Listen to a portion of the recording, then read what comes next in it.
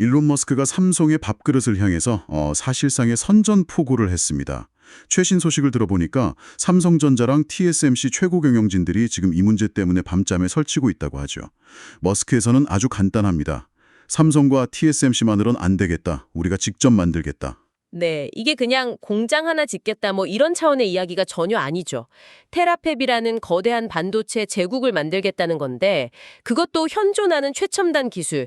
그러니까 아직 누구도 완벽하게 성공하지 못한 2나노 공정으로 직접 뛰어들겠다는 겁니다. 자동차 회사가 말이죠. 그래서 업계 반응도 정말 극과 극으로 갈리고 있어요. 경험도 없는 사람의 오만이다 이런 비웃음도 있고 또 한편으로는 상식은 안 통하는 머스크가 또 일내는 거 아니냐 이런 공포가 막 뒤섞여 있는 거죠. 맞습니다. 오늘 저희는 이 거대한 선언이 불러올 아주 극단적인 두 가지 미래를 심층 분석해 보려고 합니다. 과연 머스크의 야망이 반도체 생태계를 완전히 뒤흔들 것인가? 아니면 오히려 역설적으로 삼성의 가치만 증명하고 끝나게 될 것인가? 그리고 이 거대한 파도 속에서 여러분의 자산을 지켜줄 진짜 기회는 어디에 숨어 있는지 그 본질을 한번 파헤쳐 보겠습니다. 자, 그럼 가장 근본적인 질문부터 시작해 보죠. 아니, 자동차 회사인 테슬라가 왜 갑자기 자신들 영역도 아닌 이 반도체, 그것도 가장 어려운 분야에 목숨을 거는 걸까요? 결론부터 딱 말씀드리면요. 머스크한테 반도체는 이제 뭐 선택의 문제가 아니라 생존 그 자체이기 때문입니다. 생존이요? 네. 최근에 있었던 테슬라 실적 발표를 한번 다시 생각해 볼 필요가 있어요. 머스크가 정작 자동차 판매량 이야기는 아주 짧게 줄이고 대부분의 시간에 휴머노이드 로봇 옵티머스 그리고 자율주행 로봇택시 이 비전을 설명하는 데 다 썼거든요. 아, 맞아요. 마치 자기가 더 이상 자동차 회사 CEO가 아니라는 듯한 그런 모습이었죠. 바로 그겁니다. 그리고 그 화려한 미래 비전의 신장. 그러니까 두뇌가 될 초고성능 AI 반도체가 없다면 어떻게 될까요?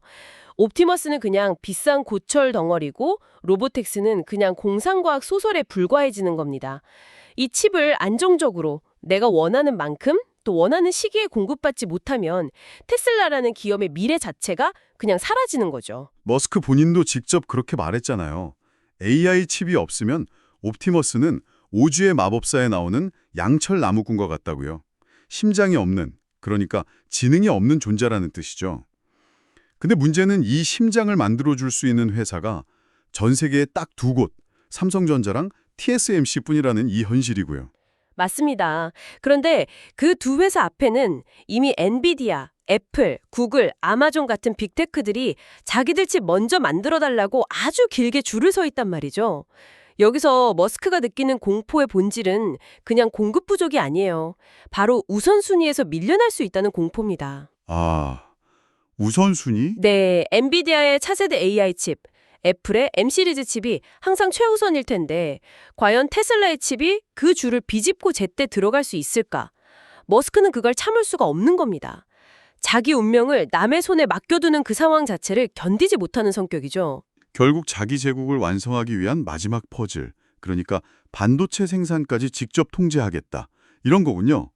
여기서 그가 선언한 테라팹이라는 개념이 등장하는데 이게 그냥 칩을 찍어내는 공장, 뭐 파운드리랑은 좀 다른 개념이라고요? 훨씬 더 무서운 개념입니다.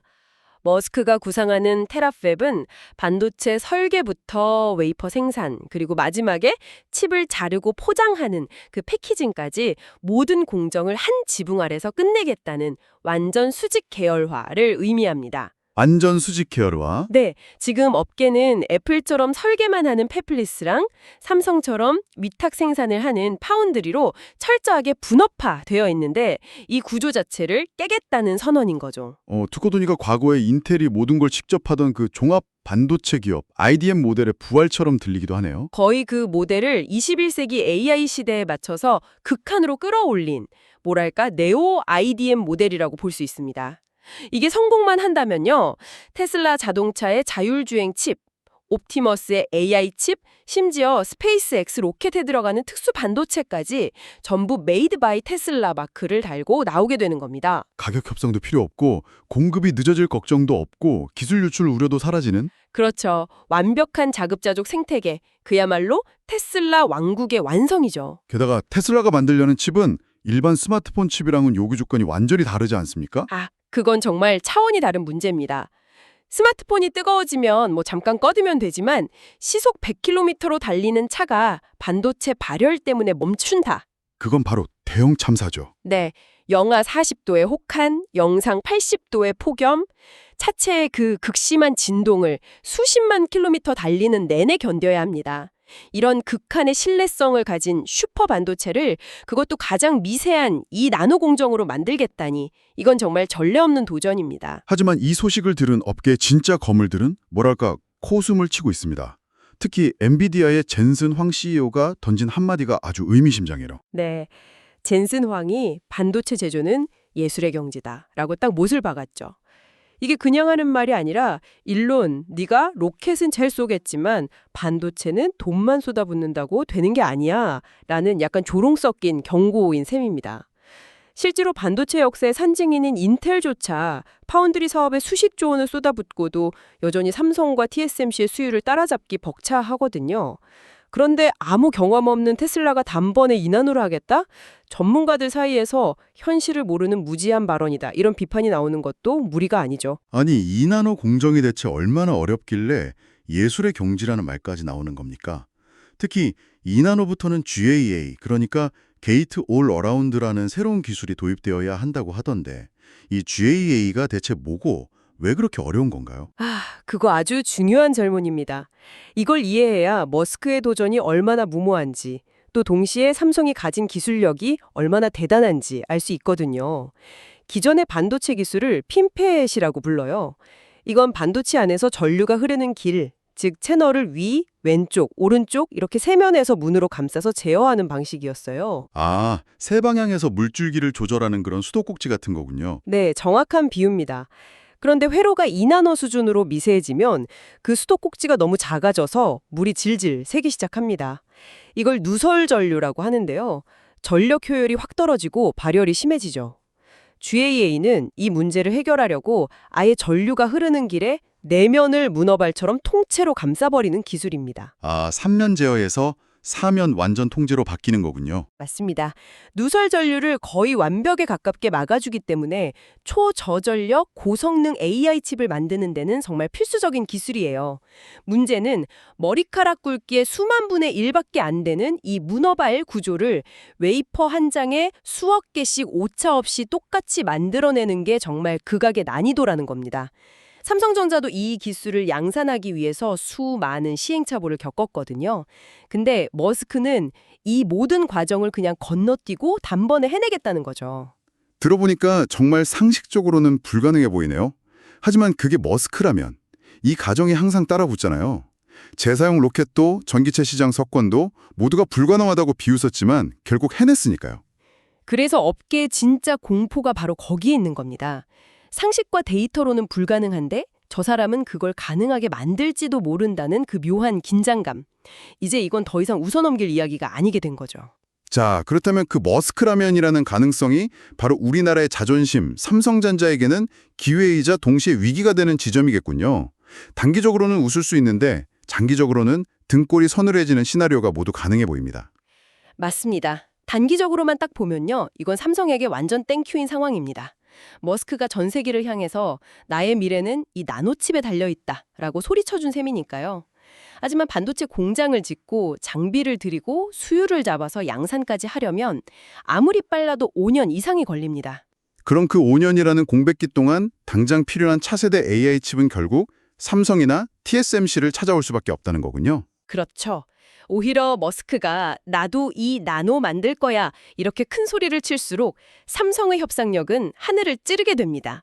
우리가 아니면 당신의 옵티머스는 고철이 된다. 가격은 우리가 부르는 게 값이다. 이런 식의 슈퍼 갑의 위치에 설 수 있게 되는 거죠. 하지만 그게 너무 장밋빛 시나리오 아닐까요? 5년 뒤, 10년 뒤를 생각하면 마냥 웃을 수만은 없을 것 같은데요. 그가 정말로 이 나노 양산에 성공한다면 삼성의 가장 큰 고객 중 하나가 가장 무서운 경쟁자로 돌변하는 것 아닙니까? 바로 그 지점이 장기적인 위협 시나리오입니다. 그런데 여기서 우리가 주목해야 할 건 머스크가 삼성을 시장에서 이기는 게 아니라 삼성을 자신의 부품 공장처럼 길들이려 할 수 있다는 점이에요. 길들인다? 네, 나도 이만큼 만들 수 있는 능력이 있으니 너희가 만드는 칩 가격을 대폭 깎아줘. 아니면 핵심 기술을 공유해줘. 안 그러면 우리 물량 다 빼버릴 거야. 이런 식으로 압박하는 카드로 테라팹을 활용할 수 있다는 거죠. 아, 그러니까 테라팹은 삼성을 쏴 죽이기 위한 대포라기보다는 협상 테이블에서 삼성의 머리에 겨누는 곤충 같은 역할을 할 수 있다는 거군요. 정확합니다. 그런데 대부분의 사람들이 지금 삼성 걱정만 하고 있을 때 이 판의 진짜 노다지는 사실 다른 곳에 숨어 있습니다. 그리고 이게 오늘 분석의 핵심입니다. 아, 바로 한국의 소재 부품, 장비, 즉 소부장 기업들이군요. 그렇습니다. 머스크가 텍사스에 테라팹을 짓는다고 한번 상상해 보시죠. 텅 빈 부지에 건물을 올리고 그 안에 수천억 원짜리 초정밀 장비들을 꽉 채워 넣어야 합니다. 그 장비들 누가 공급할까요? 이미 삼성의 미국 테일러 공장에 장비를 납품하면서 최첨단 2나노 GAA 공정 경험을 쌓고 있는 한국의 소부장 기업들을 가장 먼저 찾을 수밖에 없습니다. 근데 그게 너무 우리 희망회로는 아닐까요? 머스크가 비용 절감이나 아메리카 퍼스트 기조에 따라서 미국이나 유럽의 장비사를 먼저 고려할 가능성은 없습니까? 물론 네덜란드의 ASML 같은 회사가 만드는 EUV 노광 장비는 대체 불가능하죠. 하지만 그게 전부가 아닙니다. 반도체 공정은 수백 개의 단계로 이루어진 거대한 오케스트라거든요. 예를 들어서 GAA 구조를 정밀하게 깎아내는 식각 공정에 필요한 특수가스, 수천억짜리 마스크를 보호하는 펠리클 같은 소모품, 웨이퍼의 분량을 검사하는 초정밀 계측 장비.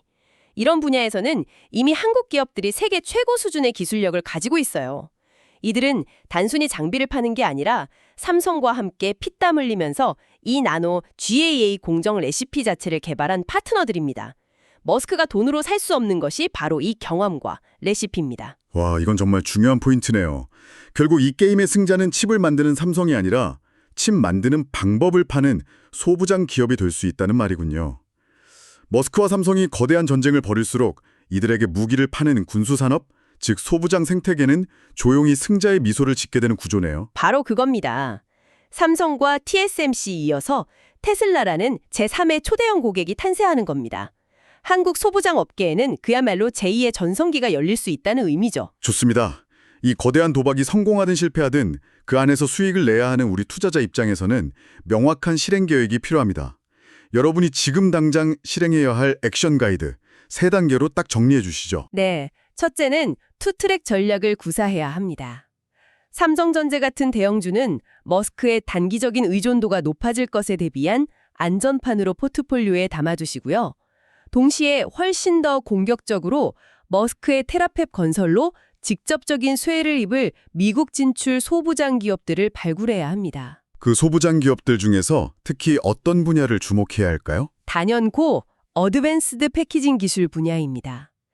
AI 칩은 단순히 연산만 잘해서는 안 되고 엄청난 양의 데이터를 빠르게 처리해야 하거든요.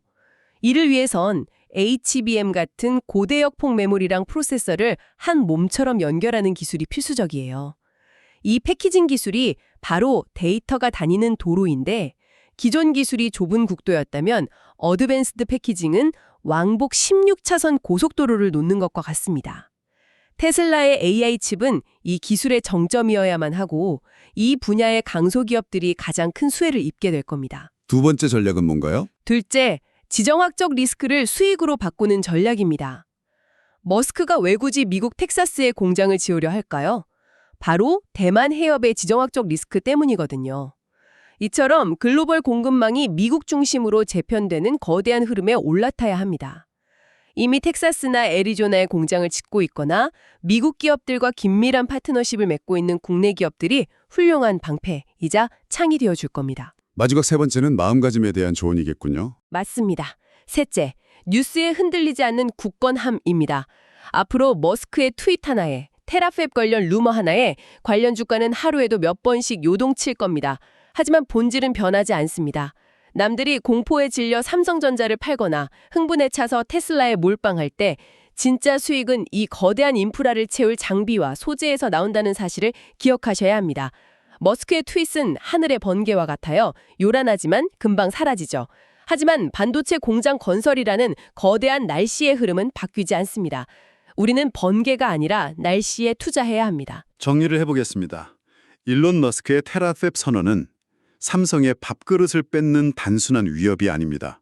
오히려 반도체 산업, 특히 최첨단 공정에 몸값 전체를 끌어올리는 강력한 촉매제 역할을 할 가능성이 큽니다. 이 나노 공정이 어려우면 어려울수록 삼성의 기술적 가치는 더욱 증명될 것이고 머스크가 공장을 짓기 위해 첫삽을 뜨는 그 순간부터 우리 소부장 기업들의 새로운 시대가 열릴 것입니다. 누군가는 세상을 바꾸겠다고 큰 소리로 외치고 누군가는 그 소란 속에서 조용히 불을 쌓아갑니다. 오늘 저희의 분석이 여러분이 후자가 되는데 작은 도움이 되기를 바랍니다. 마지막으로 생각해볼 질문을 하나 던져드리며 마무리하겠습니다. 오늘 우리는 머스크가 던진 기술적 도전을 분석했지만 이 판을 뒤흔들 또 하나의 거대한 변수가 남아 있습니다. 바로 코앞으로 다가온 미국 대선 결과입니다. 차기 미국 행정부의 반도체 정책이 오늘 우리가 분석한 이 거대한 흐름에 과연 어떤 두 번째 폭탄을 던지게 될까요? 그 심층 분석으로 다시 찾아뵙겠습니다.